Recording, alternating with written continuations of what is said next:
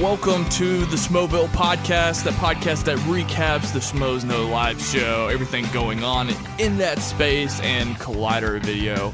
I'm very, very excited and a little intimidated to record this recap podcast because so much happened this week. I think this might be the biggest week that we've covered on the Schmoeville podcast. My notes look like chicken scratch. They're all over the place. I'm a little bit scared, but that's okay, because I have a guy here that probably has more to say than I do, and he will pick up my slack 100%. Everybody welcome back Brian Davids. What's up, my good sir? Snelling, I'm happy to be back to discuss this instant classic that was the Jeremy Jahns episode. And everything. I mean, just we were talking about before we started recording all the stuff that we need to make sure that we cover. I mean, this is a action-packed week in Collider. Action-packed week on the Schmoes Know channel. And it's funny because we'll get to the segment I want to bring up in just a second. But like last week, me and you talked for almost an hour and a half, and we left out so much stuff. And yeah, I'm a little weary going into this because I want to make sure we cover everything because everything is worthy of discussing at length. But most importantly, you're back. I think last week's episode did very well, and I think we owe a lot to you for that. So thank you very much for joining us last week and coming back this week. It's my pleasure. I was happy to see some supportive messages from a bunch of listeners and fans. However, I got a couple DMs from a certain Christian Harloff. Who's that? I don't know. I hear he does something online with computers or something, and he was suggesting that I consider being on this show every week. Christian Harloff said that? Christian Harloff, of all people, said that I should be on the show every week. So how do you feel about this revelation, Snelling? Well, I often say that I think Christian's wrong about a lot of things, particularly his view on television and TV recaps at Collider. But this I kind of like. I think I'm going to agree with him. In fact, I agree with him so much that I would like you to come back every week on the Schmoeville podcast. And you know, I'm done keeping it a secret. I think we can just say that you are now my new co-host, right? We are breaking an exclusive scoop like Humberto Gonzalez. That's right. We're right. And what's funny, we were going over the YouTube comments from last week's episode, and you know, Christian's not the only one who thinks you should be on. I'm not the only one who thinks you should be on. Several fans commented on the YouTube channel. I've just been hearing a lot of good things about last week's episode. So again, I couldn't be more thrilled that I responded to your email a couple of weeks ago. And, you know, here we are. Throughout the week, we're talking about the OC together. And I think this is a beautiful friendship in the making, Brian. I think you've got me confused with somebody else regarding the OC. You don't want to admit that you're watching the OC right now? Well, it's a little weird considering that I live in Newport Beach, the city it was based on, and I know a lot of the references, but I've never actually seen it all the way through, so I have no shame admitting it, I guess. It's so weird to see how many people that went on to great fame who started out on that show. But we don't talk about TV and movies on this show, so I'm going to stop right there. Well, we have a ton to talk about, so let's get right into it. I'm starting this new segment. I don't know what I want to call it yet. I can call it Setting the Record Straight or Fact Checking by Christian Harloff. But, you know, Christian listens to every episode of the Schmoeville podcast, and every now and then he messages me and tells me what all we got wrong from the previous episode. So this might become a new segment depending on how wrong we are consistently. And I just wanted to go over a few bullet points with you from last week's show that Christian messaged me about, okay? Fine. So first off, Brian, Miri, not only was she back, but she is the executive producer of the Schmoes Know show, and Copster is a producer, okay? Get it right. Copster is the producer, and I don't know what the difference is. Just like in movies and TV, I don't know what the differences are, but There you go. Those are their positions. I knew Miri was executive producer. I was just concerned that since she took the Fandemonium job over at Hitfix, she hadn't been on Schmoes No. So I was greatly concerned that maybe she was cutting back on Schmoes, maybe she was becoming a part-timer. But as I said last week, she tweeted me right before last week's episode and said, "No, I'll be back this week. Don't read into it. It's nothing." So, Miri, we're glad you're sticking around, and Copster, we're glad that you're the producer, whatever that means. We love you. Second thing, last week I was quoted saying Christian loses all the time when it came to the Schmoedown. He immediately said, "Excuse me, homeboy, I'm 3-2 with 2 knockouts, 4-0 in the team match. I was just busting your balls. We know how great you are in the Schmoedown," and I cannot wait to talk about the Schmoedown this week. By the way, Me but too. that was originally more of a joke to bust his balls than anything. And then finally, we got clarification. Christian pretty much last week loved everything you had to say, and then he was not so hot on everything I had to say, particularly with the TV recaps. I got some support from a man RB3, by the way, on my TV recap rant. But according to Christian, it's been declared that no TV recaps will happen on Collider, at least this year, with the exception of Game of Thrones. So, I gave it my all. I thought I built a great case, but ultimately I think the biggest issue, again, and I mentioned it before, is just the fact that you can't overwork all of the people that do a great job over at Collider, and I totally understand that, especially when TV recaps would probably revolve around the nighttime, so I totally get that, but in the future, I think it's still something to consider. Let me make one point on that. I guarantee they do Luke Cage coverage in the same way that they did Daredevil coverage this past year, where they come in on the weekend, binge it, do a post-episode recap, which is them being there voluntarily. It's not really an official type review or recap.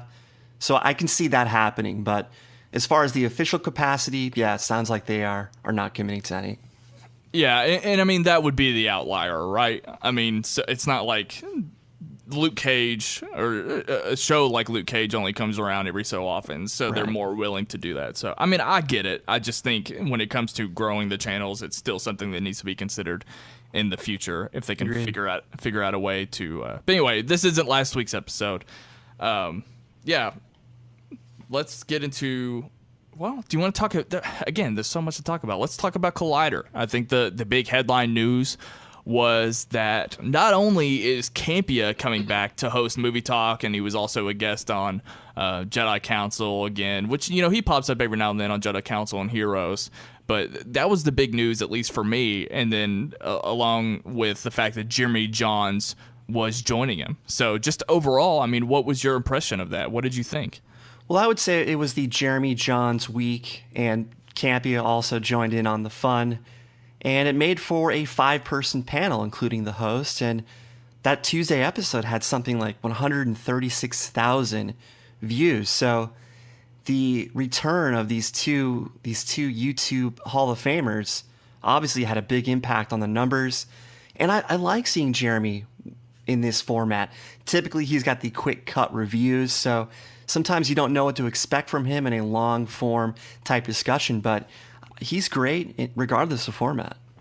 What I'll say about Jeremy Jahns in general is that I respect the hell out of him.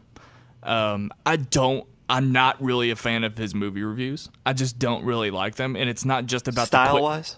It's not even about the quick cuts. I do quick cuts on my reviews. I don't know. I just don't really like them, and he's not someone that I go to for my reviews. It's mainly Schmoes and Stuckman, but I don't know. I just never really connected to his videos, but I respect the hell out of him, and I love seeing him on other things. And even I listened to a little bit. I didn't get to finish the this week's John Campea podcast with him on it. And I mean, yeah, I respect the hell out of him. I can't say I'm a fan of his reviews, but I agree. I love seeing him in this format, in this space, and it's a shame that he talked a little bit about living in Seattle and how much he loves living there, and he doesn't really consider moving to LA.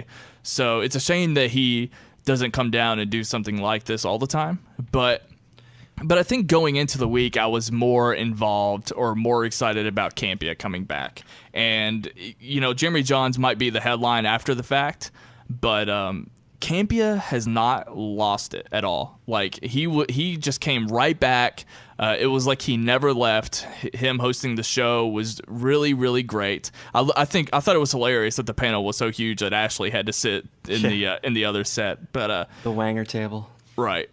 Well, no, they sit at the Wanger table. Technically, yeah. It's not the actual Wanger table, but figuratively, yes. Right. But overall, when it comes to like Campea returning to Movie Talk, I thought it was great, and I've missed him. I'm someone who wrote a love letter to Campea after he declared that he was leaving Collider, and that was actually my first interaction with the Schmoeville Facebook group, was that I had this letter written, and the Facebook group helped me get it to him, which I thought was really awesome. But I mean, he still does Heroes and Jedi Council, so he's on enough to keep that skill going. He's hosted, who knows, 7,000 of these shows, so it's like riding a bike, and especially since he created the format. So it was great to see him back on Movie Talk. I did see some people in the comments, though, saying how they weren't happy that he took attention away from Jeremy when this was supposed to be Jeremy's week. So do you have any response to those people that were being cynical? I didn't really see it as Jeremy's week. Like I said, going into it, I thought it was mainly Campea and, hey, here's Jeremy Jahns too. Like, that's how I took it, only because I'm just a bigger fan of Campea in general, and I'm more involved with what he does. But Campea can come back anytime he wants. His office is still there. Yeah. He's there all the time, and yet he picks the week that Jeremy Jahns is on to make his return as well. So some people felt that he was trying to piggyback Jahns' appearance, and I don't agree with that at all, but I'm just curious what reaction you had to that criticism. I wasn't aware of that criticism. I guess I understand it, but I don't agree with it. I mean, I wish John would make more infrequent appearances than he does. I mean, he came on to promote his book. He came on when John Hillcoat was on. So I feel like maybe once every month it would be nice to see him on there, but I get that he's busy doing Film as HQ. Host or as a panelist? Just as a panelist or guest host, either or. Just being on Movie Talk once a month to remind people, hey, I'm the godfather of Movie Talk.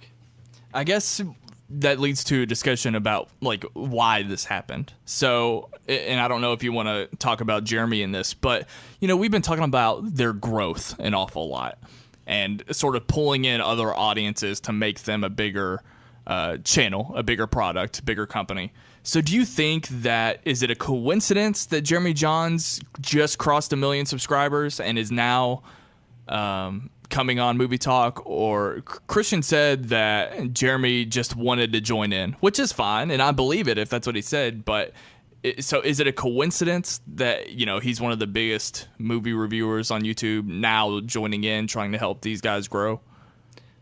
Well, he definitely was not just there to hang out. I think they planned this over the weekend at Comic-Con when they all did the Masters of the Web panel. Yeah. Jeremy may have stayed at the house that John was given for Film HQ. Don't quote me on that, but I think they planned that out. And yeah, Jeremy's got over 1 million subscribers now, so there was definitely intent to have him on and help grow the Collider programs as well as Schmoes. That being said, based on our discussions last week, I kind of wish they would try some new things than to just have Screen Junkies people on the show or have Jeremy Jahns or Stuckman on the show. Those guys are great. I love seeing them on, but I want to see them go outside the box a little bit. I gave some suggestions last week. Have some celebrities, actors, people on that don't normally partake in this online movie space. Have them on when they're promoting their films. Have an exhibition match for Schmoedown with them. Have celebrity versus celebrity matches. So point being, I'd like to see them try other ways, yet I still enjoy Jeremy Jahns coming on. Don't get me wrong. Yeah, I mean, I think the business of it came after the fact. So, like, I believe that Jeremy was like, hey, I want to come on and try this because I know I would, right? Like, if I was a big YouTuber, I would love to go on these other shows, like Screen Junkies Movie Fights and Collider Movie Talk or whatever. So I understand him wanting to come down, but I think the business of it came after the fact. Like, hey, Let's make sure you're also on Schmoes, and let's get you on 2 episodes. Because Campea kind of did it too. Campea did it on his own podcast and had Jeremy on. So if you listen to that podcast, John's podcast with Jeremy says briefly that he was flown down there. So I think Collider/Complex paid for his ticket to come down there. It's an easy tax write-off, and that's how he was able to commit his entire week to just Collider and Schmoes. That being said, Screen Junkies does the same thing. They bring him down every once in a while to host movie games, which I've never watched. I don't know how often it airs, but they do bring him down in a similar fashion to be a part of their channels too. Right. And from what I understand, he comes down and records multiple episodes at a time. That way they can be released while he's not there. Quick aside about Screen Junkies Plus. Are you a subscriber? I am not. Oh, okay. Well, I'm not a big fan of Screen Junkies, to be honest. Oh, really? It's hard to listen to movie fights just because a lot of people are yelling the entire time. And sometimes I like a more calm, relaxed discussion. And I'll watch when my favorite schmoes are on. Yeah. I like watching Jeff Snyder, Kevin Smith when they're on, but I don't follow it religiously. I watch every honest trailer, but in general, as I said last week, I greatly prefer the Schmoes and Collider to Screen Junkies. No disrespect. Interesting. Okay. I was just curious. I'm a subscriber, even though I don't watch it, because I don't want to watch it on my phone. And right now, I believe they only have Android and iTunes apps, iOS apps. So I subscribe just because I support it and I believe in it, and I pay them the $5 every month, but I don't really watch it unless something in particular strikes my fancy, like a particular episode of TV Talk or whatever. But anyway, is it worth it from what you've seen? I mean, I don't mind. I mainly do it purely to support them. Like, okay. I very rarely watch the content. I watch movie fights when it comes out on Sunday, but that's it. Or Saturday, excuse me. But yeah, we'll talk more about Jeremy and him being on Schmoes later on. But to sort of wrap up the Collider stuff, did you have anything else left before we move on to Schmoedown? Yeah, what are your thoughts on Collider commentaries? They haven't done them for a while. I mean, it's hard to schedule everybody in the same room. It's hard to agree on a film. And obviously, it's best suited when they pick a film that has a sequel or a reboot coming out in that same week, or the DVD coming out. For example, they wanted to do the Ultimate Edition for Batman v Superman when the DVD was released, but they didn't get the scheduling down, so it's delayed, but they still want to do it. So what are your general thoughts on Collider commentaries, and do you want to see more of them? I think it should be a podcast. I was talking to Jay Williams, who was on a couple of weeks back, and he was talking about, and I totally agree, there isn't enough content with just Christian and Mark, other than their movie reviews and the quick videos that they put out on Schmoes. No, like they're expanding the podcast feed right now, and I'm very excited that JTE Movie Thinks is coming back, but I want something that only Christian and Mark do as well on Collider. So I think the commentaries, and I'm not saying, well, I kind of am saying that it would be awesome if Christian and Mark did a podcast of movie commentaries. The Harloff and Ellis podcast. Well, not even that. Like, it should still be branded as a movie commentary podcast, but particularly for Harloff and Ellis to do. Maybe one other guest, but mainly about them, something that they commit to. I know it's hard, but that would be ideal for me. The first reason being that the way like my home setup is, and I can't be the only one, it's really hard to play the YouTube video along with watching the movie. And the only commentaries that I've watched of theirs were the prequels that they put out before The Force Awakens. And I did not watch the prequels along with them. Like, I had it on in the background, only watched their commentary, and was doing other things, and I got to listen to them talk about the prequels, but I was not playing the movie. So I think if you had it in podcast form, you could listen to it on your phone, but still be able to watch them talk about it. Or, excuse me, watch the movie along with it. Excuse me. So, I don't know. To take the video element out of it, I think is big. It's just not something that I want to watch on YouTube per se. But I mean, I enjoyed it. Both options. People can pick the format. Absolutely, for sure, but absolutely. But for me, like, I just think it would make it a little bit more special if it was, for one, only Ellis and Harloff doing it, and then making it a podcast. I think would be more accessible. But yeah, I mean, why not? If they're in the studio, film it anyway. But that's how I want to take it in. And you just want the two of them to do commentary, since booking 4 people makes the show more difficult to even happen. Exactly. That's what makes it difficult. And you know, sometimes they pick a movie that someone in particular, like someone wanted to watch Natasha comment on E.T.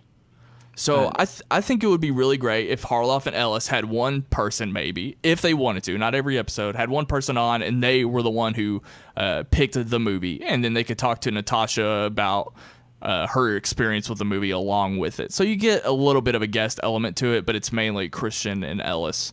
I think that would work out great. It would be really interesting. Like, based on this week's live show, I would love to see Christian and Mark have Brett on for a commentary in relation to the original Point Break, which Brett said he hasn't seen.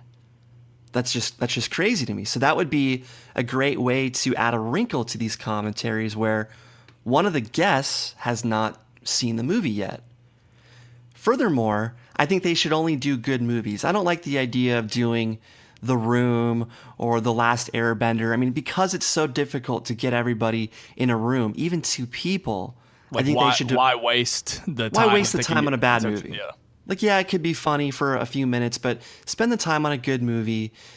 Third, I do like the idea of having it be Mark and Christian's thing, maybe with a guest.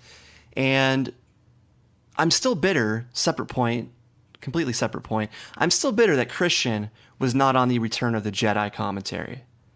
Yeah, it's a good point. Because the guy knows so much about Star Wars. I always enjoy hearing all these things that, I mean, I'm a huge Star Wars fan. I'm not a zealot like him, so it was nice to pick up on all the little details that I know about Breaking Bad or Better Call Saul only through Star Wars and his lens. So, separate point, but yes, I want more commentaries. Keep them related to good movies, ones that are currently trending, whether it's from a release or a DVD release, and try to work in a guest that has not seen that film or has an aversion to someone within that film. I know this kind of goes against what I said about making it about Christian and Mark, but how interesting would it be if it was Brett's podcast, where you could call it Brett to the Future podcast, and it was his commentary on the movie with Christian and Mark. Right. It expands his segment on the show to more of a recap of the commentary, and I think Brett would be hilarious. I think so, too. Any commentary format that we get to watch. I think so, too. And if you wanted to make it more about Christian and Mark, they could be hosting and Brett could always be the guest. And they're, again, bringing him to the future, making him see all these movies. And I don't know. I think that would be a really interesting podcast, actually. And it would almost be kind of good enough to make it on its own. Like, I don't think they have any interest in, like, building their podcast in general outside of the Schmoes Know feed. But I don't know. I think it'd just be really entertaining either way. So it'd be something I'd be interested in. By the way, I really want the Harloff podcast to come back. I really enjoyed those one-on-one interviews that he was doing with Mark Riley, with Ashley, with Campea. That was some great stuff because you get to know these people in ways that you didn't know them previously. When you see their on-air personalities, they are following a very strict process and routine. And yet with this podcast, their guards were down a little bit and you got to know more than you would from these shows that we watch every day. So, Christian, I know you're listening. Please get back on that because it was some of the best content that you've ever done, in my opinion. Yeah, I don't think there's any way that that's going away. I know there's been sort of a hiatus, but I think he only plans... He plans on coming back to that, and he plans on building it more, including JTE. And again, Riley just told me that he's still working on something. So, I think there's going to be an effort to improve the Schmoes Know podcast feed for sure. Just record 4 a week, and that way he can get it all out of the way and just release them. Let's put more on these guys' table. Like let's make them overwork for us because we just love everything that they do. Yeah, good point there. I feel like that's the only thing. Like I agree with everything that you said, but it's just like I don't know how unrealistic it is. You know what I mean? At least at this point, but it made me more of a Mark Riley fan when I got to hear his backstory. Oh, for sure. Absolutely. I agree with you. Like I said, I don't think that's going to go anywhere. I just think it's been on hiatus, and it's going to come back soon with a vengeance. So I'm really excited to see. I'm really excited. I told JTE this. I'm just glad that the podcast feed is going to expand, and I'm really happy to hear from all these other people and what they can bring to the table. I mean, that's what's curious to me is because I'm not very familiar with the things that like Macuga, other than Josh Macuga show. I didn't know anything about Guilty Movie Pleasures as far as like what he's able to do as a host aside from TV talk. I'm not familiar with Box Office Breakdown. All these other things that are sort of outside or at least don't exist anymore to my knowledge. I'm not familiar with them. So just to see what Riley's going to come up with for a podcast I'm just excited for all that because it's going to be different. So question, would you want Christian to interview Finstock in character or Tom Dagnino as Tom Dagnino? Tom Dagnino 100%.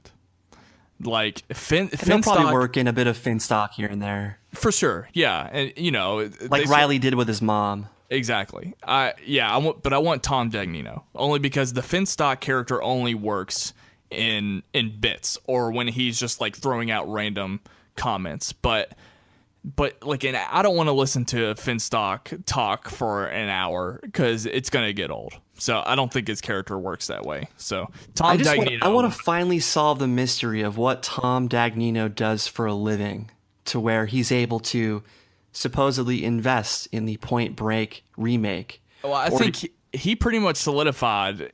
We've been speculating, and I don't know why I haven't asked Christian just straight up what he does, but I think he pretty much gave it away on this week's live show, which we'll talk about more later on because that was a lot to say about that point. Yeah, exactly. So I've got a lot to say about the Point Break point. I've got a lot to say about all of it. Let's get into the Schmoedown. You're always trying to one-up me, Snelling. I'm not trying to one-up. I'm just trying to move it along. I'm kidding. Schmoedown? Yeah, let's talk Schmoedown. So we had JTE versus Macuga, and I don't know if I said this last week. Last week's a bit of a blur. No, I'm just kidding. But JTE, and this sort of goes against my thoughts on Riley. My thoughts on Riley were that he can only be at the top for so long. That's why I wasn't going to be surprised if Merle took it from him, even though I still rooted for Riley. It's a little bit different with JTE. For some reason, every time JTE goes into a match, I'm just convinced he's going to lose. And I'm not saying he's dumb. I'm not saying he isn't a contender, but I don't know if we want to call it karma or a curse or what have you, but for some reason, I just think that's his thing right now. It's just he can never win a match. So I was going with Macuga going into the week, and you know, I'm very happy that I got it right because I feel like I haven't gotten it right in a long time. I thought the match was fantastic. I loved this Schmoedown. What did you think? Well, I said last week that JTE, if he stopped talking smack every week, he could be a champion because he knows as much as any contestant on this show. But because he runs his mouth, he finds new ways to lose every week and has the worst luck. So I picked JTE going into this week just because he's had such bad luck lately that he's bound to catch a break. Right. And yet, once again, he found another way to lose despite having a 10-2 lead on Macuga at one point. That being said, and this happens every week, I'm not saying it was slanted towards Macuga, but almost every match, someone gets much harder questions than the other person. JTE's late round questions were so difficult in comparison to Macuga's. JT had to answer the name of the art dealer in The Last Crusade, a horror movie starring Nicole Kidman. He had to answer so many difficult questions. I mean, the first movie that Jodie Foster won an Oscar for in 1989, he had all these obscure questions, while Macuga got Will Smith's love interest in Hitch. He got Bruce Willis's Red, which was a recent movie. Basically, anyone who gets more recent questions time-wise, tends to fare well versus the person getting 80s questions. And JTE, of course, was the one to get the 80s questions this week, and it cost him a huge lead in the match. See, I didn't think it was that lopsided. I think everyone got their fair share of difficult questions. But when it mattered in the late rounds... Oh, I know. Oh, for sure. Macuga's 5-point question was Bruce Willis's Red, which came out within the last 10 years and had 2 sequels. Or, excuse me, had 1 sequel. I was going to say, I hope there's not another sequel. when you get a recent movie, though, especially one with a sequel, as your 5-point question for a big star like Bruce Willis... well, a former star like Bruce Willis, it's far easier than getting the name of the art dealer in Last Crusade from 1989 or the 1989 film that Jodie Foster won for. Even the 3-point question regarding the others was impossible. I don't think the Jodie Foster question is... I didn't know it. I still don't know it, I don't think. Cause most people don't. Most people say Silence of the Lambs like exactly. JTE did. But I don't think that question's out of line with any other Schmoedown question. I mean, that's a good trivia question. I think the more obscure one is definitely the art dealer from Indiana Jones. Like, that was totally his 1-point question. You're right. Yeah, you're right. Maybe it just depended on where it was in the placement, but... I don't think the Jodie Foster... And relative to this contest, Bruce Willis's Red is a far easier 5-point question than JTE's in regards to the accused. So just when it matters most, that's what allowed Macuga to crawl his way back in. So, I mean, I'm not disrespecting Macuga. He won the match. The cookie crumbles this way sometimes. Sometimes JTE is going to get the easier questions when it counts most in the later rounds. But once again, karma came back to haunt JTE. That's true. It's true. I love the match.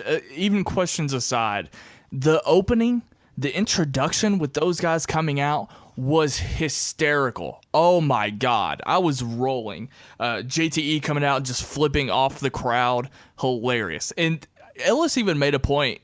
Apparently there was a child in the audience. I don't know if he was joking or not. I don't know who has kids on the panel, but he made a joke that there was an 8-year-old and that JTE just flipped off a kid in the crowd, which made it even better. And Macuga coming out and humping him and dancing, like all of that shit was great, and that elevated the match even more so.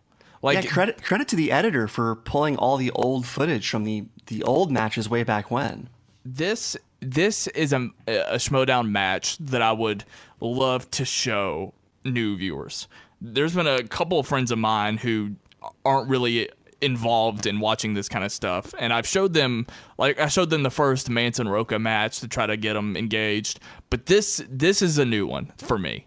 I would love to show someone this, because this is the potential of the Schmoedown right here, and I loved it. I want to make a quick point about Macuga's style of play, and it's just something that I've noticed in general. I really think they need to have an official countdown clock that determines when they run out of time to answer a specific question. Because I've noticed with Macuga especially, he likes to stall. He likes to read the question to himself. He likes to run through his thought process while verbalizing to himself. He likes to ask for the question to be repeated.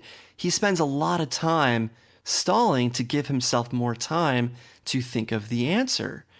So in some cases in this episode, he wasn't getting the 5, 4, 3 countdown. He was given a great deal of time to answer. So I just think that needs to become a more consistent rule that is enforced, where you get X amount of time to answer before moves on to the next. It's a bold strategy, and I like it. But what kind of time limit would you put on there? Like 10 seconds? 10 seconds to answer any given question. Because if you watch Macuga, he's really milking it. Yeah, I mean, that's fair. He's found the strategy that works, though, for sure. I mean, yeah, that's one thing I've noticed, that if you ask for the question to be repeated, then there's an obvious buffer, and it's not, I don't know, time is not always a factor, and I agree. It should be fair, even though Macuga's kind of found a loophole.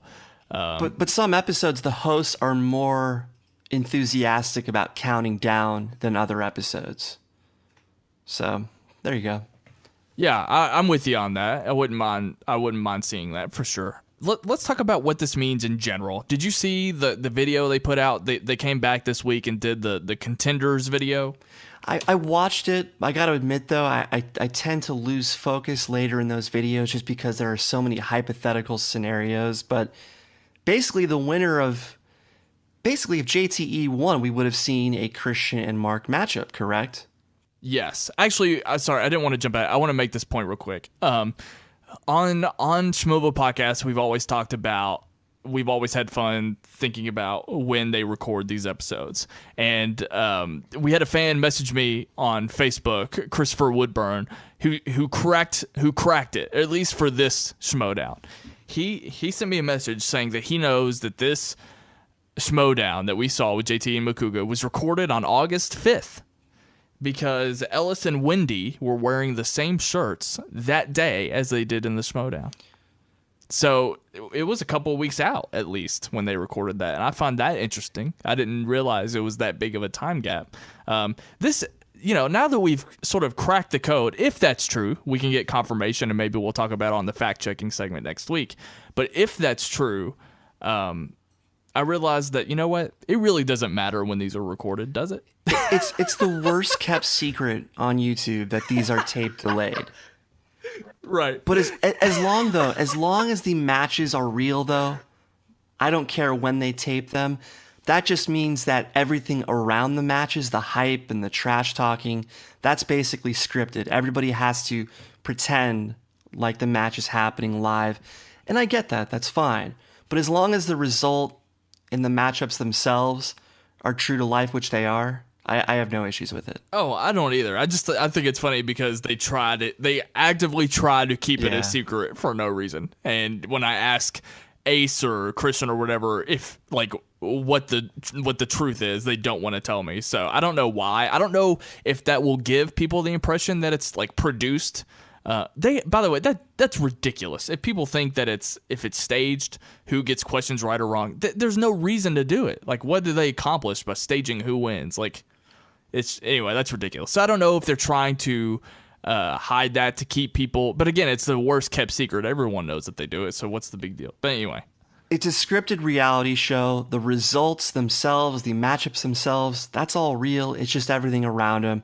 And Jeff Snyder revealed on his Periscope on Monday that he's already taped a tag team matchup. So, again, most people realize this, but it doesn't affect my viewing experience. So I don't see what the big deal is either way. But it is fun to try to see when these matchups were actually recorded. It is fun to kind of spot the hairstyle changes, the t-shirt changes, to look for any gaps in continuity. I feel like the cast of Collider and Schmoes have their own wardrobes in the studio, like shirts that they change in and out of specifically for the shows, just because of like mailbag and all that stuff. So I think that's funny. They do. There is a wardrobe closet where they all have a bunch of shirts to change in and out of. And the question is, how many do you think they shoot in a day? How many Schmoedowns? Will they shoot 4 of these in a day? I'm sure they could, because I mean that's why they have the audience, right? That's everybody's there at one time, so I'm sure they get a couple knocked out at least. But I mean, it's hard for Dan Murrell or Andy Signor to come down often, so when they're there, why not record multiple matchups? Yeah, for sure. And it's so hard. In fact, I think Andy he stepped away from the Schmoedown, so. Probably because he's so busy. But anyway, I just wanted to give props to Chris for pointing that out because as far as I know, no one else had at least cracked it for this episode anyway. But just to clarify, Andy's out of the tournament. He's not participating. Correct. Andy is not participating in the Ultimate Schmoedown tournament. So, but to go back to what I brought up, which is basically the top 10 contenders. And again, this video came out before the Schmoedown was released. So it's a little bit different now from what I understand. And I agree with you. They're really confusing to watch and listen to just because I get lost in all the names being thrown out. It's got to be hard for Mark and Christian to keep track of all this based on when things actually air versus when they actually tape them. Exactly. That's a good point. Yeah, so it's easy to get lost, especially when a bunch of names are being thrown out and a bunch of ifs. Like, if somebody does this, then this. So I think I've got some main bullet points to take away from this week's video. So basically, the winner of Clark and Dan whoever wins the belt, that's next week, right? Clark and Dan are next week. So, who's your pick, by the way? Clark.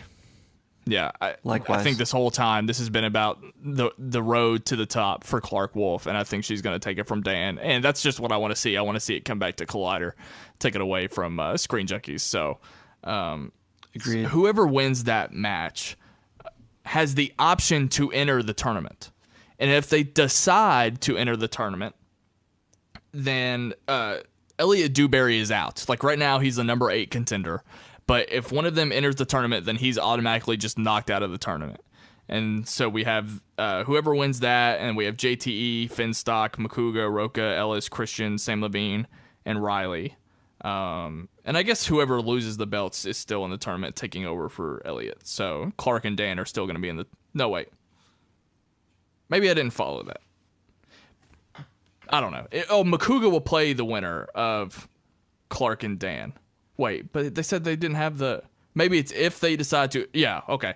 If they decide to enter the tournament, Dewberry is out, and they will play Macuga.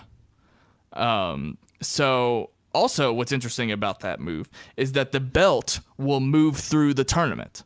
So, like, if whoever wins against Macuga and the winner of the belt, Macuga can take the belt right then and there, and the belt can travel through the tournament until the very last match, which I find very interesting. And that could make the tournament even more exciting than it already is. Did you pick up on that? Sorry, can you repeat that one more time? So basically, okay, so... I was joking, Snelling. Go to hell. We need a Schmoevillian to create some kind of infographic to follow all the hypothetical scenarios here, because it is a lot to consider in these hypotheticals. I know you're not on Facebook, but there's a fan who runs the Movie Trivia Schmoedown Facebook fan page that has done pretty well so far. I don't think they've... Oh, someone's already doing that? Okay. I don't think they do the hypotheticals yet. I'm not positive because I don't follow that page as much, but he does do it. And Christian mentioned it on the live show. He writes out all the stats, and it's very impressive what he does. But as far as hypotheticals go, yeah, that's what makes it interesting. But I figured those bullet points were worth pointing out. And also what I like about Riley is that he's going to go through the tournament as well, so he has the opportunity to take the belt back, which would be really cool. Not that I don't want to see other people have it, but I don't know. It'd just be curious. I like that he's playing. So I think JTE lost because last week I said that there's a belt in his future. So that added pressure of my comments last week did not help him fare this week, even though the match was decided long before we taped last week. But man, I promise you, someday, mark it 8 right now. Mark it down right now. Mark it 8, Walter. JTE will win a title in this contest. Really? He's going to go through the hero's journey. He's going to go through the struggles. He's going to go off and do some training. He's going to disappear for a year or two. Then he's going to come back, and he's going to have a totally different way about himself. He's not going to talk smack. He's just going to be like a Zen master almost. What did you say? Was it you that told me throughout the week that you thought they gave away the results of the match on Movie Talk? Well, yeah, JTE on Movie Talk said that the Christian Mark matchup's going to look awfully great. And then Christian chimed in really quick, "Oh, you would like that, wouldn't you?" Sometimes I feel like they're kind of giving it away, especially when one of them has to correct the verb tense of someone else. But obviously that was just misdirection on JTE's part, since he knew already that he had lost. So I've commented on that before, how I think there are certain things that give it away, and I've tried to figure it out before every Schmoedown match. But when Christian was on Schmoeville podcast, he kiboshed that and said that there's no way that I was going to figure it out, and that my theory was bogus. So, but remember on the main show, JTE said, if I lose this match against Macuga, I'm basically gonna move out of LA. I'm gonna quit Screen Junkies, quit Schmoes, and just move back home. And Macuga then chimed in, I'll even pay for your bus ticket. Are you holding him to that now? Do you need JTE to leave? Is that part of the hero's journey? JTE, he already knew though that he was gonna lose, and yet he still said, if I lose this match, I'm going to quit Screen Junkies and just go back home. Oh, that's just part of the act. I don't think that is. No, of course, totally. Okay. But that's what makes it so interesting based on the tape delay. Right. So, And again, what I'm really excited for, what would happen to you? Like, how would you take an Ellis versus Harloff match? I know it's hypothetical now, it's not happening, but I couldn't help but think, like, who do you root for in that, for one? And, you know, would it be the end of Schmoes No as we know it if these two Titans faced off against each other? I would love to see it just for the entertainment value. I think my pick would be Christian, though. So do you think, like, do you wish that was going down, or are you happy that it's not now? No, I do wish it was going down because I put so much stock or bought so much JTE stock last week that I expected him to win this week. And the added bonus of that would be Mark and Christian facing off. So I'm disappointed it's not happening. It'd be interesting just from a fan perspective to see the actual Schmoes face off. It's never happened before. And I don't know, it just added drama. So what about you? I get more excitement. I mean, you're right. Seeing Ellis and Harloff go at it would be awesome and amazing, and something that would probably be talked about for a while. But I think I'm a little bit more excited about Christian versus Roca. I'm not gonna lie. There's just something about it. Like, these two know how to play. Not that Ellis doesn't, but I just think it's going to be really over the top, and they're going to do things similar to what we saw with JTE and Macuga. There's just like that built-in rivalry there, and I don't think Ellis and Harloff would play up the rivalry as well. So I don't know. That just gets me excited, and I'm glad that's happening. Just a little bit more than I would be. I would hate for Christian and Mark to have a rift over their Schmoedown match and wreck their chemistry on air. That being said, Roca went to college with Christian, right? Florida State? Yeah. Interesting. So yeah, that's interesting too. But at some point, we've got to see Christian and Mark face off head to head for the Schmoes No crown. I loved Roca came on at the end of the match, and I loved Christian's burn because it shut Roca up immediately when Christian said, "Who gave you your career?" Oh, that was fantastic. Foreshadowing. Okay, are we ready to move away from the Schmoedown? I think. Yeah. Should we get to the main show? I do want to mention quickly. This fan reached out to me, Harvey Dreyer. He's a kid. He's 14 years old. He reached out to me and RB3 to do this special like fan movie trivia Schmoedown. That is up right now. So if you follow Harvey on Twitter, let me make sure I've got this. His Twitter is Harv Dreyer. So if you follow him, he's linked the fan Schmoedown episode. It's me versus RB3. It was a lot of fun. And I won't tell you anything about the results of it, but it was just a little fun little thing that he wanted to do, and I figured why not. So that's up there. If you want to hear me and RB3 go at it with some movie trivia, that was nice, and thank you, Harvey, for doing that. We appreciate it. So shout out to him before we move on. Yeah. So okay, so far when it came to the checklist of things we had to talk about, I feel like we've done pretty well so far. We got to make sure that we hit everything because, again, the Schmoes No live show this week is going to be the meat of this. So, yeah, are you ready to get into it? I am absolutely ready. It's the Schmoes No show number 246 with Jeremy Jahns. Jeremy Jahns was in the title. It was that big of an episode. Christian, Sasha, Brett, and Jeremy were at the main table. No Ellis. What do you think? What do you think about it when they don't have Ellis when it comes to his stand-up career? I know it's obviously important to him, but is there something that can be done about that? You know, because I miss Ellis. Yeah, I mean, he did announce that he'd be gone for 2 weeks, but I've had this issue for a while that if he's gone on Thursdays, maybe they move the show to Wednesdays to accommodate his schedule. I like the show being on Thursdays, especially because movies come out that night as well as opening day on Friday, so it makes sense in that context, but I really would love to see him on a regular basis, especially since he is the other half of Schmoes No. And this continues a point that I made last week. To really grow this thing, it really needs to be the priority for everyone. And it's tough for it to be the priority for everyone when they have to do Collider most of the time to foot the bill for Schmoes. And then Mark has his comedy career, which is obviously a huge lifelong dream of his. Christian's got a family to take care of. So it's it is a tough and tricky subject that I'm not sure there's a solution to. So yeah, I agree. I don't really think there's a solution either because I'm like all on board with the Thursday night live show. I just Thursday night, I love watching it on Thursday night because there's other stuff that I'm doing throughout the week, and I do think it's a good build up until the weekend where I'm seeing a movie. I don't know.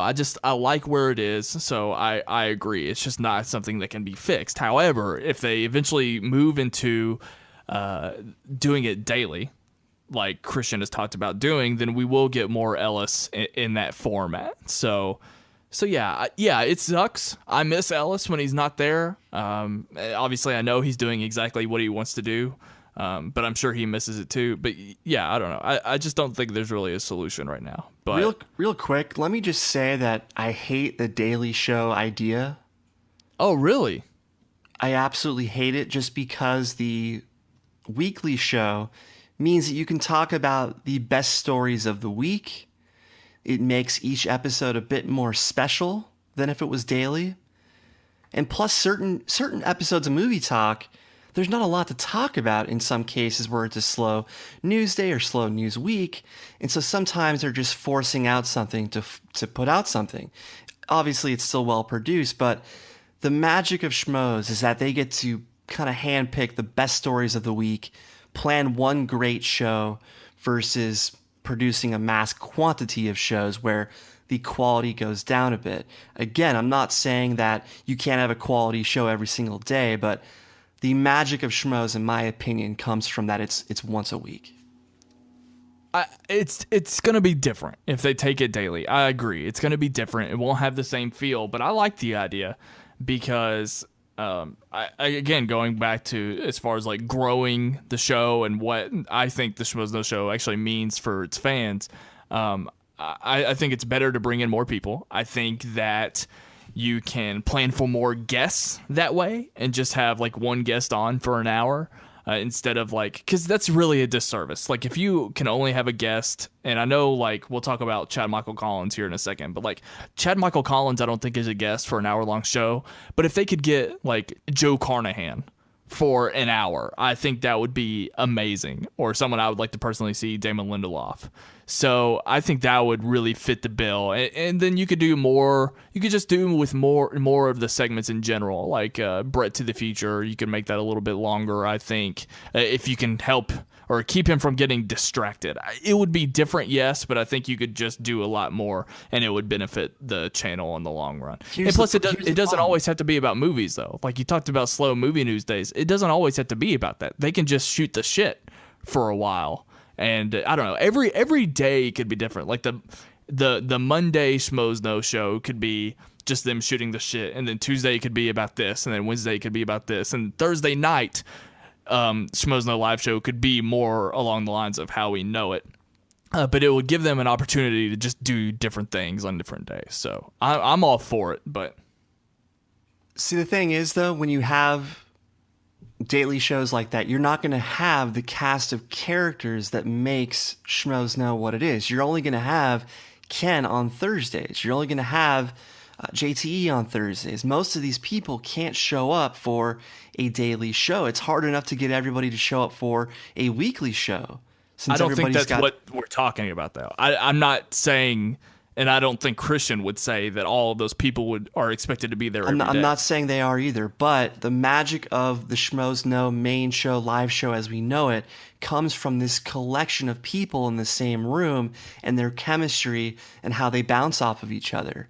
And how when you throw a guest into that equation, how that guest interacts with all of them and how the cast of characters changes and adapts to that guest. That's where the magic comes from. And I think if you have too many shows, you kind of dilute the product itself. And yes, you could grow a bit more because you have more viewers, more content. But for me, if I was to pick one or the other, I would stick with the weekly format without a doubt. But if it was a daily format, the Thursday show could still be along the lines of the traditional Thursday night show. That's what I'm saying. So I totally understand that, but again, the magic comes from everybody being in the same room. And if you have these daily shows that are a different format, it's just not going to have that same Schmoes Know feel to me. It's just going to feel more like a Collider show, more like a movie talk show, only with the Schmoedown branding.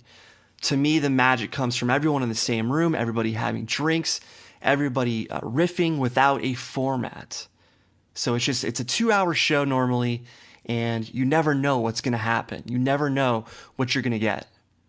So if it's too structured, if it's a daily show, then it's going to feel too structured, and it's not going to have that same. You have no idea what to expect in any given episode. This is kind of aside from what you're saying, but I was talking about the Macuga and El Mayimbe controversy with Jay. I was at Jay's house, and I had a few friends over there that weren't familiar with Schmoes at all. So, but we played a bit of the Schmoedown live show for these people that didn't really know what it was. And when we finished, I had friends like looking at me like, I have no idea what I just watched. And they were all talking about how there's probably too many people at a time. And they were all like, why the hell are there like 9 people talking at a time? And they were totally turned off by that. I appreciate it, but I somewhat sort of agree. Like if it was a little more condensed, I would be for it. And again, I don't mind watching it, but I think in general, the 2-hour runtime is a little excessive. So I don't know. Smarter people than me, like Christian, will figure it out, but that's just me. And from an outsider perspective, I don't know. I don't think Christian focuses too much on the outsider perspective because, again, they've got an audience that they are going for, and I totally understand that. But in general, again, going back to what I've always said, I think the Schmoedown live show is too exclusive for what they're doing. So I understand your concern as far as like the structure of it and just what I imagine in my head.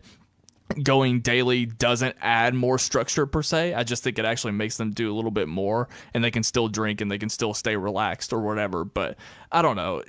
We'll see, and maybe they'll experiment with it. Would you mind seeing an experiment where they like maybe did it for like 2 weeks? I'm open to experimentation. The thing is, though, I don't think a daily show. I think only your Thursday show would be live. Just because, again, there's so many conflicting schedules here. But I wouldn't mind seeing an hour interview already recorded with somebody that they air on a Monday, and a different segment on a Tuesday, a different segment on a Wednesday. But as far as the classic show as we know it, where everybody's in the same room, that is something I would only air once a week on Thursdays in its current form, where you've got a guest most episodes, and then you have a segment where you talk about the movie that's coming out that week. You talk about box office. You talk about whatever topic of the episode, in this case, 7 favorite movies. So keep the Thursday show as is, but air daily segments that are a bit different format. So I'm coming around to what you're suggesting. I just don't want to see a group of people doing a shorter daily show like the Thursday show, just an abbreviated format of it.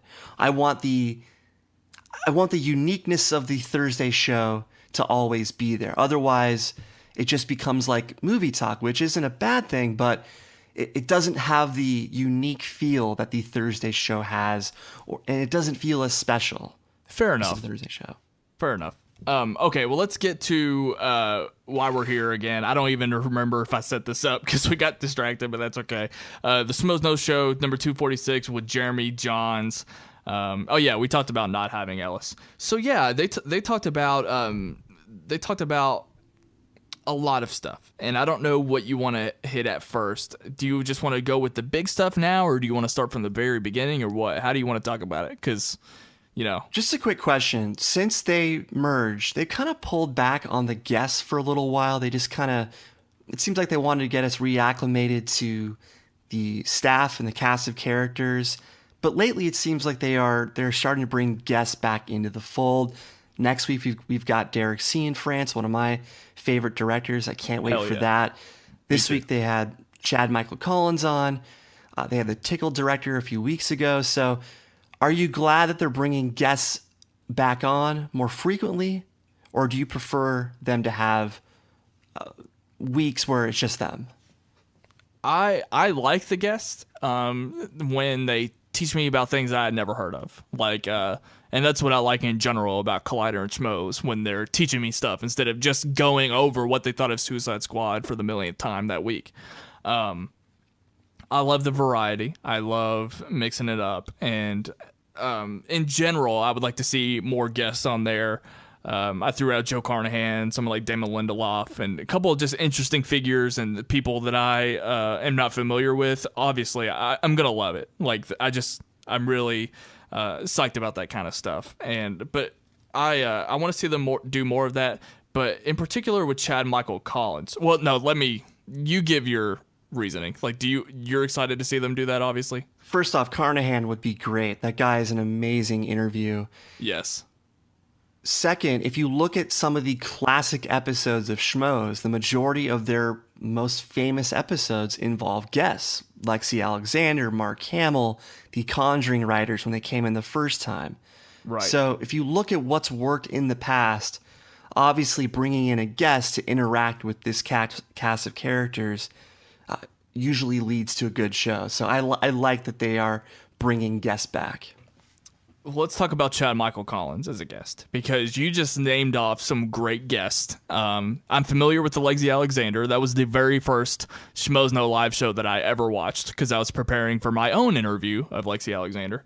So I found that on the internet. But Clifton Collins Jr., great episode. That was one of my favorite Schmoes No episodes back in the day. Oh, really? I hadn't seen that.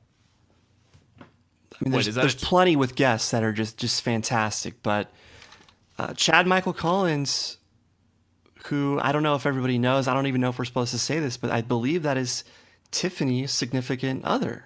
And Christian hadn't confirmed it. I don't know if he's seen my message yet, but I jokingly asked if Chad Michael Johnson was Tiffany's boyfriend. I don't know if he saw it yet, but I was amused by getting his name wrong because I couldn't remember his name at all because I was confusing it with Chad Johnson. Chad Michael Murray. Chad Michael Murray. Exactly. But yeah, I saw that too on Instagram. They had a picture together on Tiffany. Several on hers. Several on hers if you dig deep enough. But I'm not saying I dug deep. A friend told me that he dug deep, so I'm just reporting what he said. But Christian did say during the show that Tiffany turned him on to this series. So there was kind of a hint right there.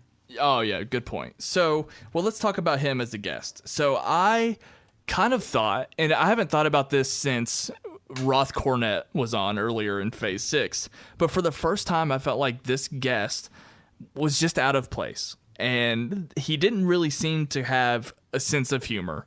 And I haven't seen him act in anything, but he just was taking himself too seriously, I thought, and he wasn't really that fun of a guest to me. And he even kind of rubbed me wrong, and I know you agree with this, but he genuinely looked upset when Jeremy Jahns took over that answer. And I don't think Jeremy meant anything by it, but I was a little put off that he was just, I don't know. Did you agree with me, right? Yeah, he was a little stiff. I think maybe he was a bit nervous too. I mean, there's a couple moments where you could tell he was nervous, but when Jeremy answered the trigger control question of Sasha's, Jeremy acknowledged the fact that he accidentally cut into Chad's interview.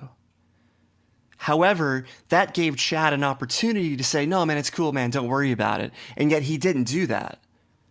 So typically in those situations, people would eliminate any awkwardness by saying, hey, man, it's cool, don't worry about it. And yet you could tell there was a bit of tension. Yeah, so I don't know. It was awkward to watch. Yeah, I thought it was weird. And I watched the additional video that RB3 made with him. I don't know. He just looked so serious all the time. And he said that he had fun. And he said this RB3. He was glad to have the opportunity to sit back and relax. And it didn't feel like an interview at all. But that kind of goes against our impression of the interview, which is that he was taking it very seriously. It seemed like he wanted an interview. Yeah, exactly. So I'm not taking anything away from his body of work or anything because I've never seen it. But I don't know. I understand that he's there to promote as well, but I mean, he didn't seem to be having any fun at all, and he said he did. So there was a funny moment though where he's talking about the veteran actors that he works with, like Tom Berenger and Billy Zane, and he said it's fun to watch these guys because they've got all these tricks that you pick up on. And then Sasha asks him, well, what are these tricks? And then he says, oh, I don't have any tricks. You have to ask Tom what his tricks are. So one second he's saying that he's learned all these tricks from these guys, and then the next second he's acting like he doesn't know any of these tricks. So yeah, it's like, did you want to be like, why did you bring that up if you weren't going to talk about it? Because I was intrigued. I wanted to know some of those tricks. So. Yeah, do they? Is there some kind of way that they position themselves, within their marks? Or, I mean, there's got to be something that you picked up on to make that point, but who knows? I liked, while we're on this topic, and I guess we'll probably jump around the live show a little bit, but I wrote down, and I know you did too, we wanted to talk about our 7 favorite moments, because they did the 7 favorite, several different kind of movies. So let's talk about our 7 favorite moments. I have them listed from 1 to 7, but I don't have them ranked like high to low. I just kind of threw them in there together. Do we want to list Let's go back and forth. You say one, I'll say one. You say one, I'll say one. Well, to open the show, Christian's like cussing beatbox at the beginning, even though it was a dig at us here at the Schmoeville podcast, because we commented on how they don't cuss anymore, but Christian took the opportunity to blow it up right at the beginning. It was hysterical.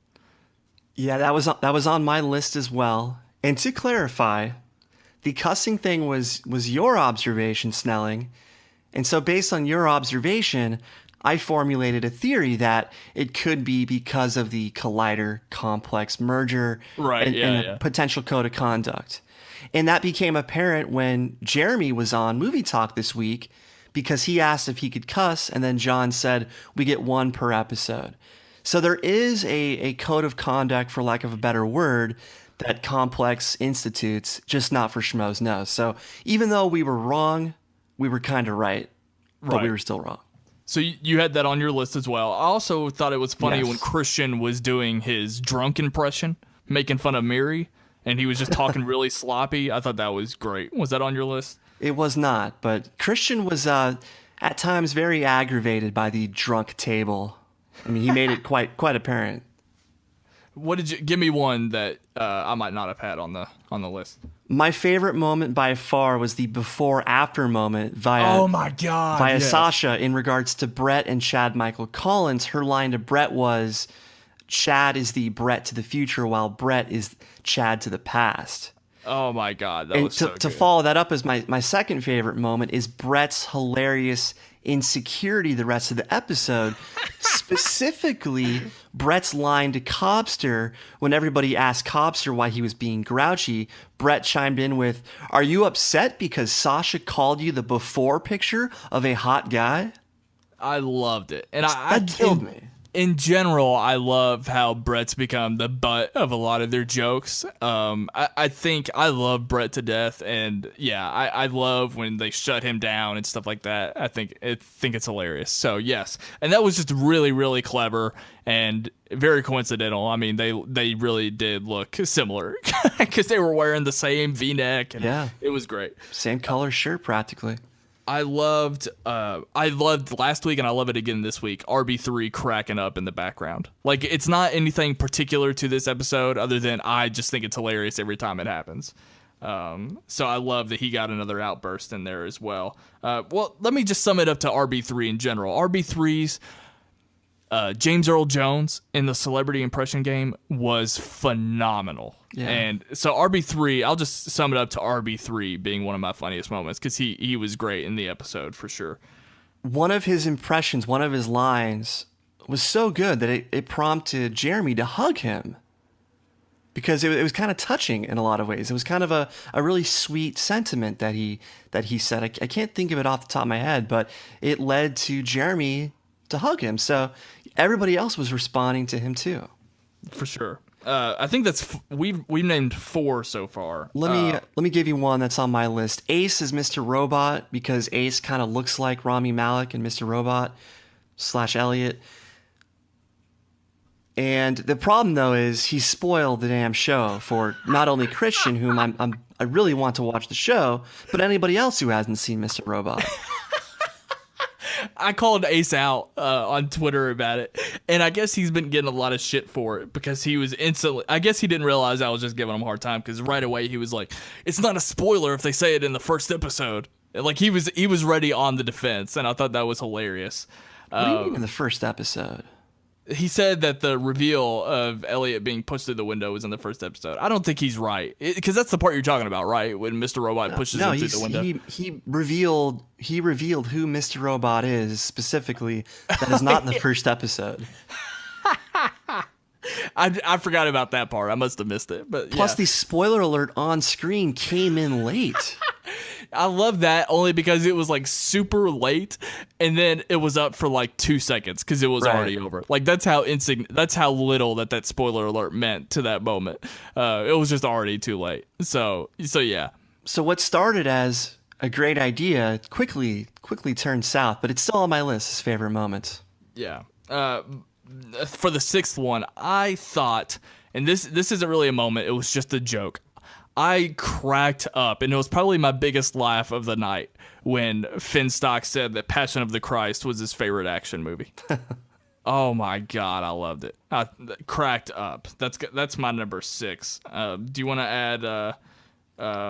I've still got 3 that I haven't mentioned yet. I've said 4 of mine, or you've said a couple of mine that were repeats. But Jeremy's line to his hairdresser, "We got to go more douche today." Yeah, cracked me up a great deal. Yep. Finstock bashing the Point Break producers who are producing the Blade Runner sequel.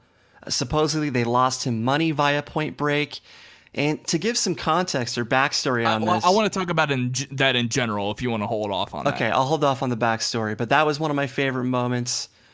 And do you want me to give my last one? Yeah, do it. Sinead's presence in the celebrity impression dating games. I think she's a wonderful fit on this show.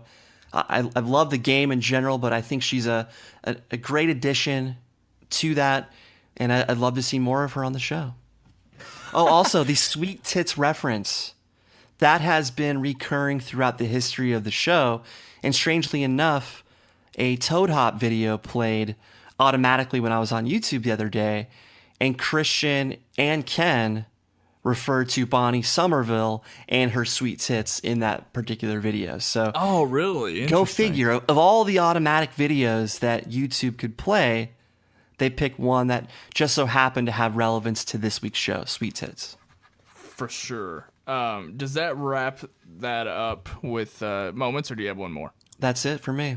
Perfect. Let's... By the way, Jeremy's impression, I don't know if we're going to talk about that at the end, but Jeremy, I thought had... Well, let's talk about that later. We'll talk about that later. Okay, so you brought up Finstock. This is another huge talking point that we have with Finstock going crazy on the producers of Blade Runner 2. Right. And I thought that this was fascinating for several reasons. One, we got a little bit of insight into what Finstock does. Finstock was actually like extremely passionate about this, it sounds like. And it also shed a light that I hadn't considered for myself yet about this Blade Runner sequel. Now, the original Blade Runner, I don't really hold it to high standards as much as everyone else does. I just think it's a fine movie. I hadn't even seen it up until a couple months ago for the very first time. So...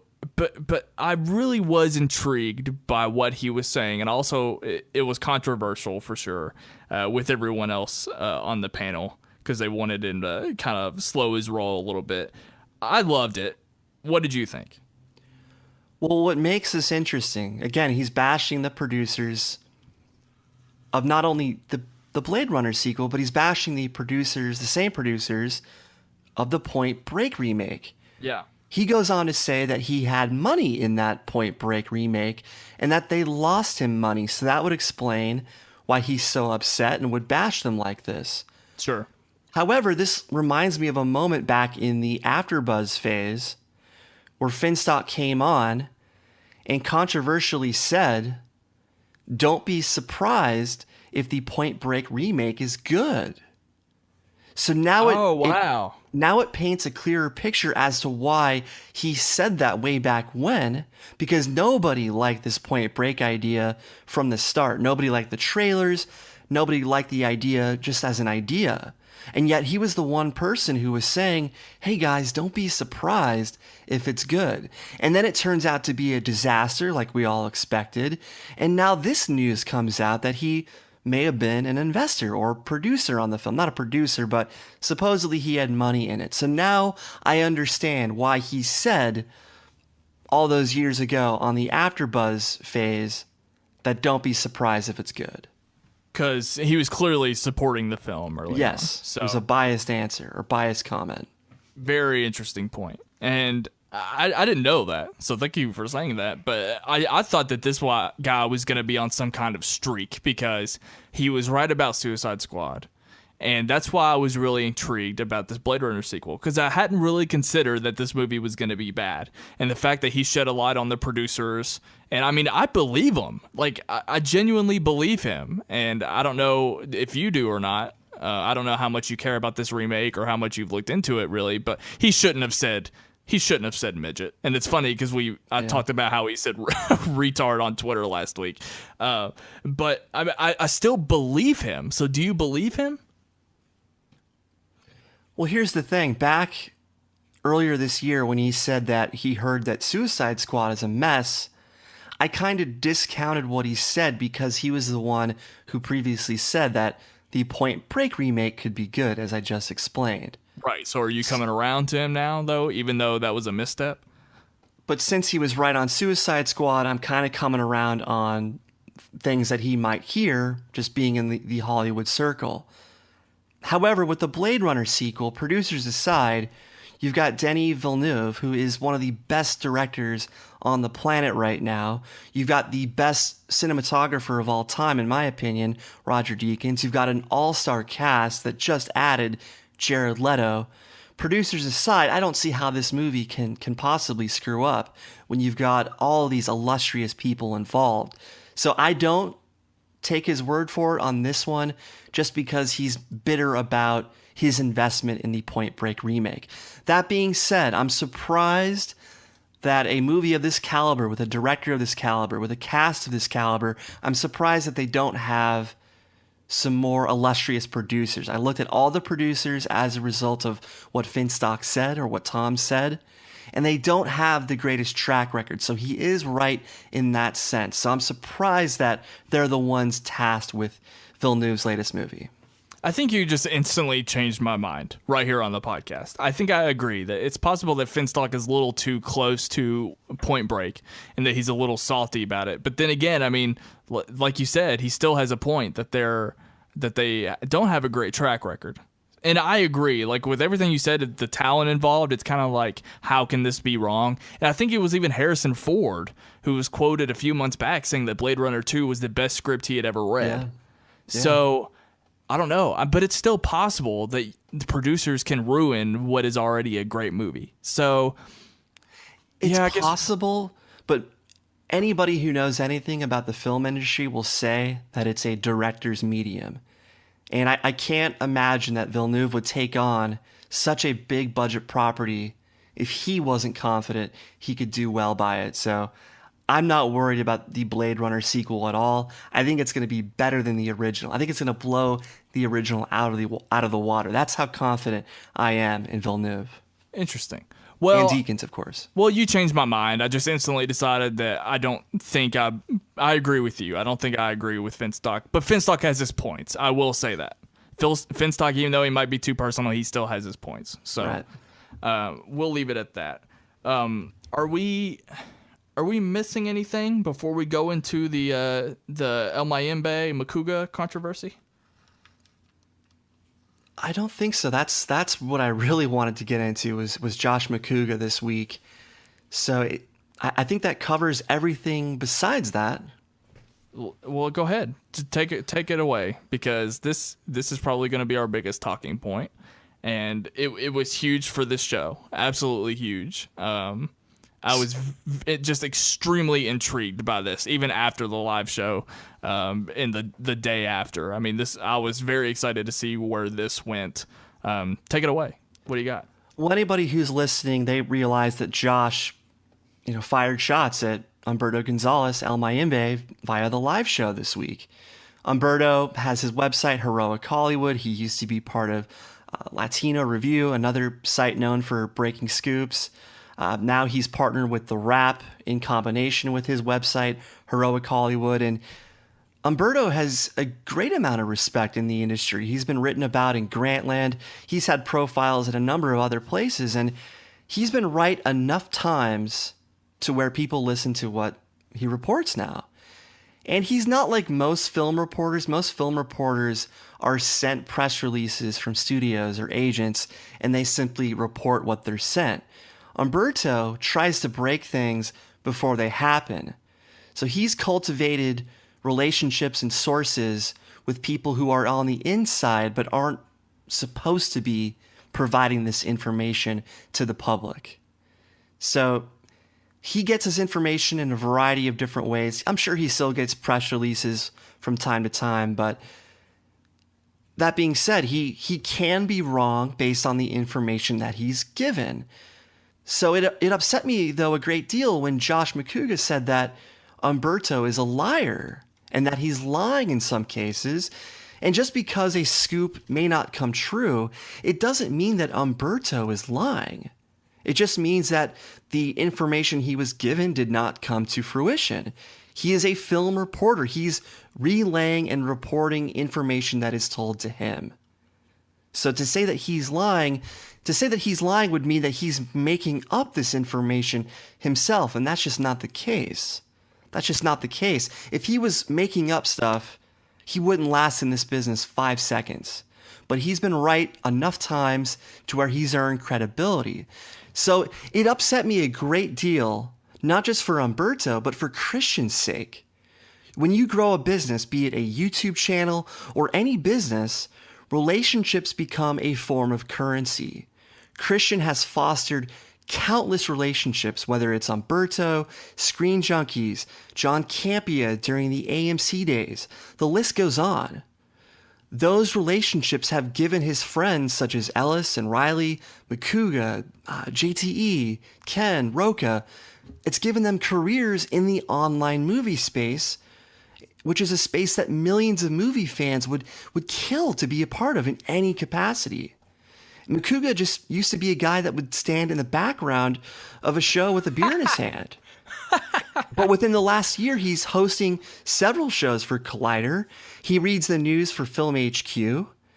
And don't forget, Umberto used to be a special guest, or was a special guest, for the launch of the AfterBuzz phase. So the fact that Macuga complained how he has to report sometimes inaccurate information from Umberto for Film HQ, a job that he only has because of Christian's long-standing relationships, only to then take shots at Umberto, it's kind of a contradiction since, I don't know, it puts a relationship that Christian has cultivated at risk, and that's wrong when Christian takes great pride in these relationships that he's built. To make matters worse, he threw everybody else under the bus when some people said, he's a friend of the show. Why are you saying this? Josh then said, I'm just saying what we all say. So that's where he crossed the line right there. It's one thing for him to speak out like this. It's another for him to drag everybody else down with him to validate his point. And then Sasha chimed in, yeah, we say this off air for a reason. I realize Josh has since apologized and whatnot, but if a scoop doesn't come true, and I know I'm ranting right now, if a scoop doesn't come true, Umberto isn't lying. He's a film reporter with emphasis on breaking scoops, and he reports what his sources tell him.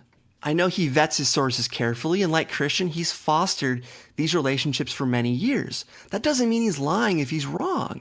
There's just a lot more I could say about this. I know Josh apologized on Twitter and Umberto forgave him, but there's a few expressions that apply here. Josh bit the hand that feeds, which is Christian's, and then he threw everybody under the bus to validate his opinion. And as someone else who's a small business owner myself, I take exception to that kind of behavior since reputations take years to build and seconds to destroy. So I think it was a major disservice to Christian more than anyone. Rant over. Okay. I'm going to go a little bit on the other way, just for the sake of going the other way. So I am someone who gets in trouble. Not so much on Schmoeville podcast, but in my personal life, I've gotten in trouble for just saying things and being honest, probably when I shouldn't have. I agree with pretty much everything that you said, but I'm going to defend Macuga a little bit. I think that he was just trying to, he did mention Umberto by name, but I think he just kind of got caught up in what he was saying. And I think he was more so speaking to his Umberto's position in general. People who report movie news all the time get things wrong, and it's just a lot of rumors. Like, that's the space that they're in. So whether it's Umberto or not, I don't think anything that Macuga said in particular was specifically about Umberto. I think he's speaking to a larger mass of bloggers in general, but he just mentioned Umberto because Umberto broke this particular scoop.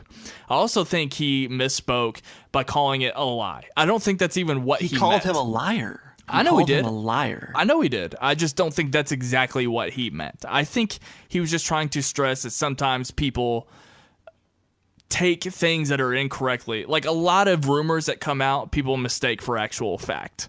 The biggest one lately was that, like, for whatever reason, the Alden Ehrenreich rumor for Han Solo, a ton of people thought when that first story broke that it was the truth right then and there and that it was official, but apparently it was just a rumor, and I even forgot that because it wasn't even official until they announced it at Star Wars Celebration weeks later. So sometimes we forget that things aren't rumors, and I think that's a little bit frustrating to people like Macuga because they don't know what they're actually saying is theory or not, or if they're going to have to go back on it or whatever. So I kind of agree with Macuga, but I don't think he's meaning to speak specifically about Umberto. I think it was just the transition from Zendaya, that specific example, to what Macuga's actual frustration is. Okay, so with that being said, though, it was not good that he said that he was a liar, but I still think he was misspeaking. I think that I'm more fascinated, actually, by what Sasha said, because she kind of verified that everyone sort of thinks that. And I'm not saying Christian thinks that, because Christian told me through Twitter. I asked him, what's happening with Macuga and El Mayimbe? And he said it's already squashed. At this point, the apologies had been thrown back and forth between the two, and they sealed the deal and everything's okay as far as I know. But Christian was like, look, me and El Mayimbe are good friends. It's over. Not a big deal anymore. So I think it just originated from a misunderstanding. And I'm willing to give Macuga defend him a little bit, but I'm more curious about why everyone seems to be saying this kind of thing. And I don't know if Macuga meant that that's their view on movie news in general, or specifically Umberto, because they could just be complaining off air about that in general and not about Umberto. You know what I mean? I get that this is a criticism that's often lobbied at film reporters who are in the business of reporting scoops before they're officially announced. Again, when things actually happen is very different from when they're actually reported. And Umberto tries to get in on that information well before it's reported. And so sometimes it doesn't always work out, but that doesn't mean he's a liar. And it's one thing if this guy wasn't a friend of your show, but he has been a longtime friend of the show as well as of Christian's. And this is a relationship Christian's cultivated for many years now. But where Josh crossed the line was not just calling Umberto a liar, which, again, don't shoot the messenger. Don't shoot the messenger when Umberto's just relaying information. When we all enjoy hearing these rumors, we all enjoy speculating on the what ifs and what could be. Sure. We know that this isn't factual until it's announced by the studio, or at least we're supposed to know that it's not 100% fact until the studio announces it. But where Josh screwed up was when he validated his statement by saying, I'm just saying what we all say. And even before that, when Macuga started this rant, you can see Cobster's face. Did you notice Cobster's face beside him? Well, Christian turned bright red. That's what I noticed the most. Christian looked mortified. So if you rewatch when Macuga starts talking, Cobster is staring at Christian. and he's making a face. Like he's making... Like he's worried for Christian's response? Kind of. But it's also kind of like... It could be either a look of, I agree with this, or I hate that Macuga is saying this. I find Cobster's face the most interesting while Macuga is talking. Because my first impression was Cobster's kind of verifying that they do talk about this off air. And again, I don't know if it's specifically about Umberto or their frustration with movie news in general, but I'm willing to give them the benefit of the doubt and say that it's a larger frustration. But I don't know. Cobster's face is very interesting. Go back and watch that moment, because I can't tell what he's portraying, but I think you might get a kick out of it. So, but yeah, Sasha chimed in. We say these things off air for a reason, because they're supposed to be kept off air. Oh, I know. But he dragged this on the air, and that's just wrong. I mean, that affects Christian most of all, because this is Christian's show at the end of the day, and one of his guys is bringing down Umberto, and that's harming his reputation. It's very difficult to build a reputation, especially in the online movie space, and I don't know, I just have a real problem with it. I get that Josh is sorry, but when you drag everybody else into it, that is a huge no-no. Can you think of another instance from a previous phase that is similar to this? Oh, tricks. Oh, I don't know any tricks. You have to ask Tom. Stop. Can you think of any other controversies like this where they've talked shit about someone or shit on somebody that they... I'd have to think about. I wish you asked me before the show, but I'll think of something for next week. But that's why I did bring up the Point Break thing, because at one point Finstock was saying, "Don't be surprised about the Point Break remake," and now, after it's come out, after it did poorly, now he's saying what he really feels about the film as well as those involved. So it's kind of another situation, only completely different, because Finstock, he didn't name names. He had a personal investment in that film, it sounds like. So two instances in the very same show where two cast members are bringing down other people within the industry.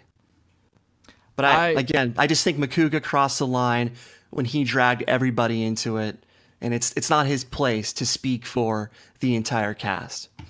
And just again to sum it up, I agree. It was not a great moment. It was definitely entertaining, that's for sure. But yeah, the entertainment's priceless. I'm willing to I'm willing to label it as just a misunderstanding.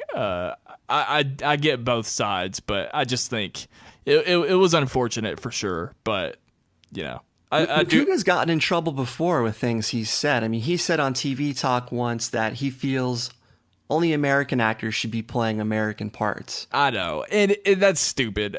But also think like I'm not going to always get mad at things like this, because I'm willing to say we're taking ourselves a little too seriously. Like, we're talking about movie bloggers, and like you summed up what Umberto does, and I'm not discounting everything that Umberto has worked for. But at the end of the day, we're still just talking about movie bloggers. And I love talking about movies, but I think it's a mistake if we get too serious about it, or if someone takes themselves too seriously. So yes, what Macuga said is stupid about the American stuff, but I thought it was just funny. I don't agree with him, but I thought it was just funny, stupid. And I never would have thought, and I guess it's just because I'm not British, I can't get offended by that. So I never thought twice about people getting offended by it. And I'm not saying that they don't have a right to be, but I never thought anything about it. So yeah, I wasn't upset over that either, but I understand why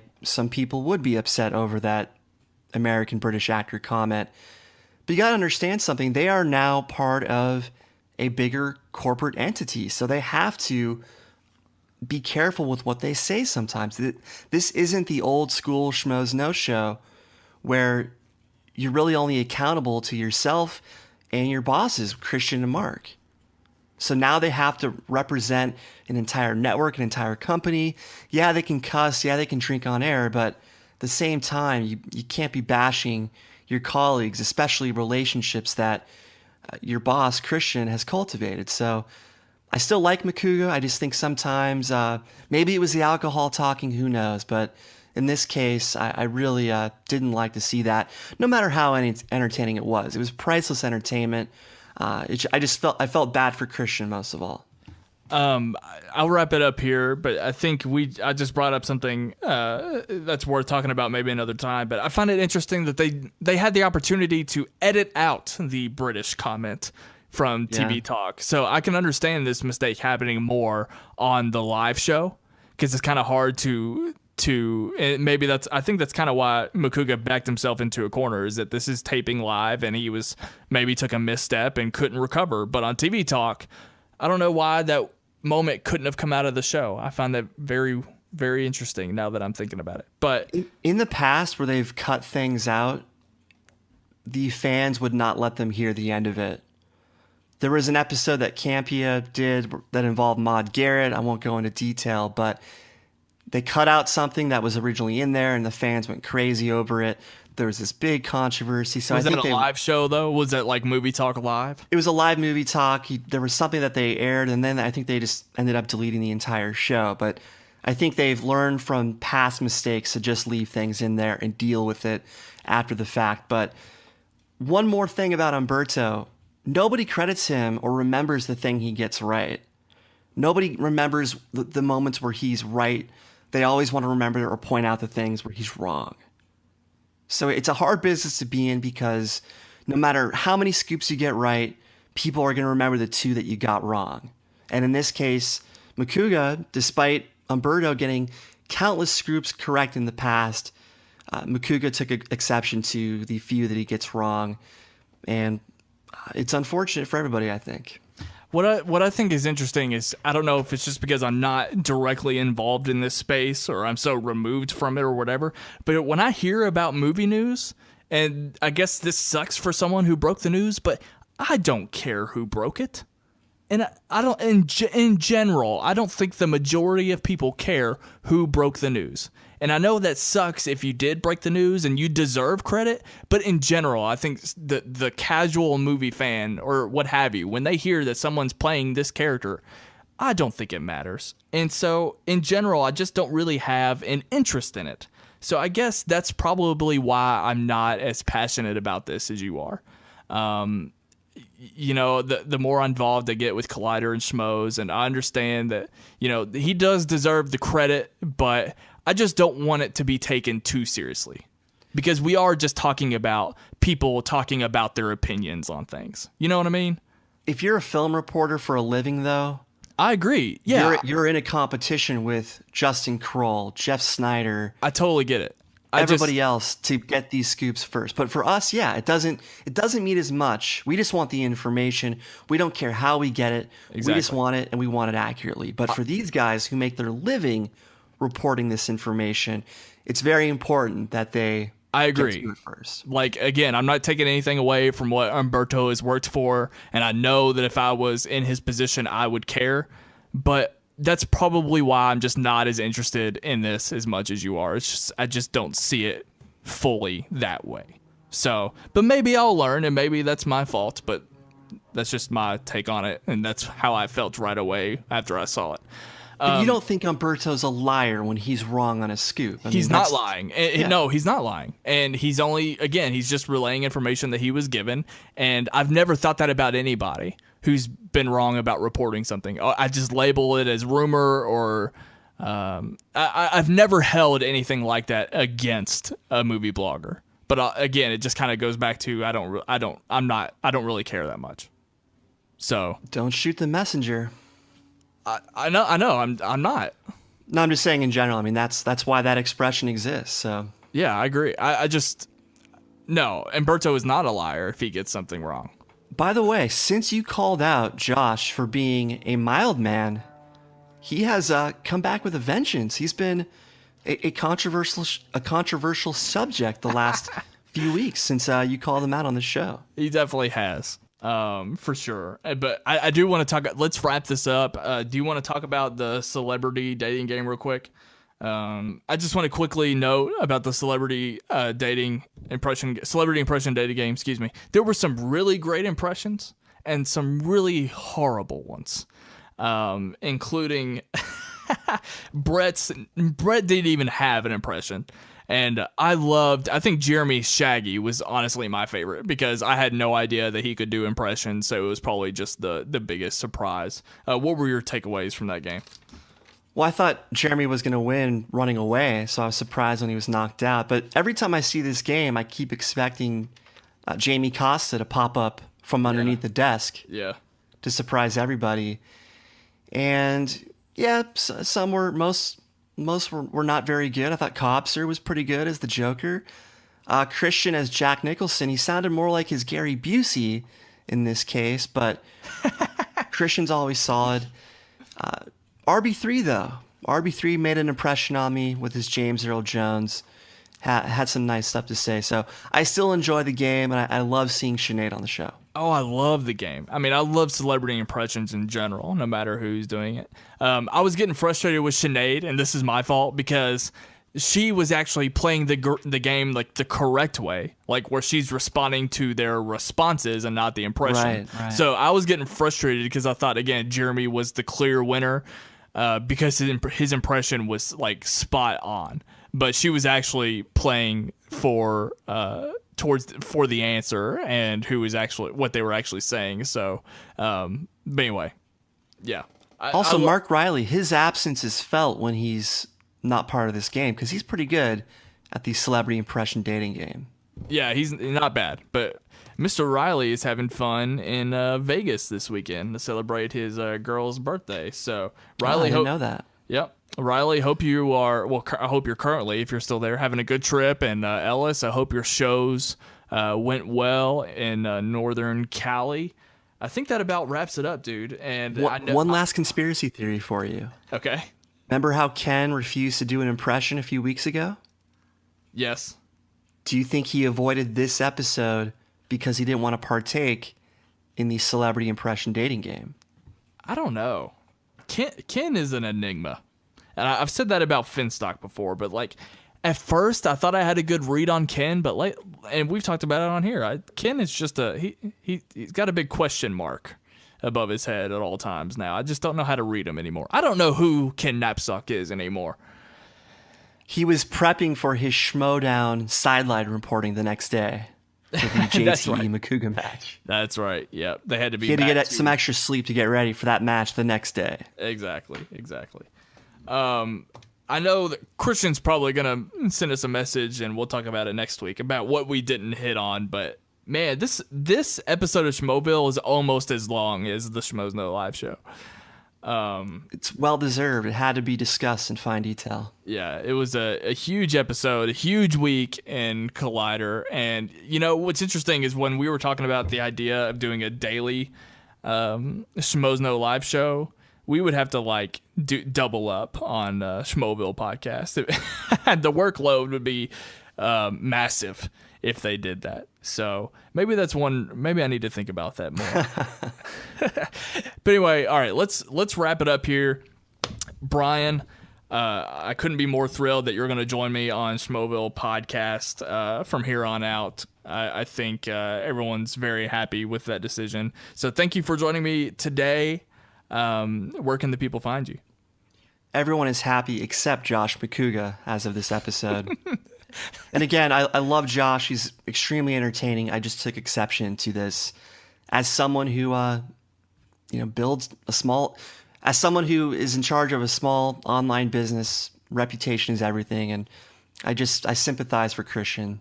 So you guys can follow me, Brian Davids, on Twitter at BDF331. Check out my TV film podcast, Film Schlubs, wherever podcasts are found. You can find old episodes at filmschlubspodcast.com.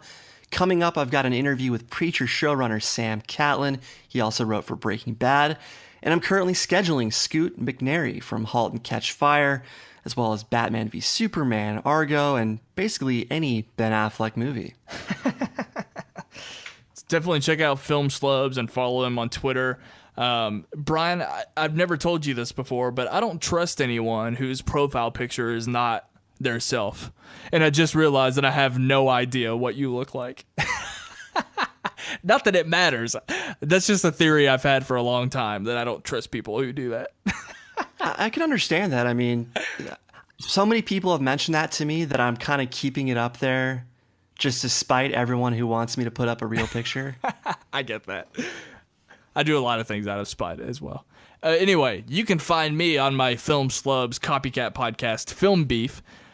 We just put up our Kubo and the Two Strings review. And, you know, it was very fitting because we were talking about an animated movie review, or we reviewed an animated movie, and we also talked about racial diversity in HBO's The Wire. We all thought that was that made a lot of sense to do that. So definitely check that out wherever podcasts are found. Just look up Film Beef. We're recapping Mr. Robot, about to start this Harry Potter competition, which you can learn more about on Film Beef Podcast. And follow me on Twitter at Film Beef Snell, and also find us on the YouTube channel because I'm making more videos. So that about does it. I'm going to get off here and edit this massive podcast, and we'll see you next week. Thanks, guys.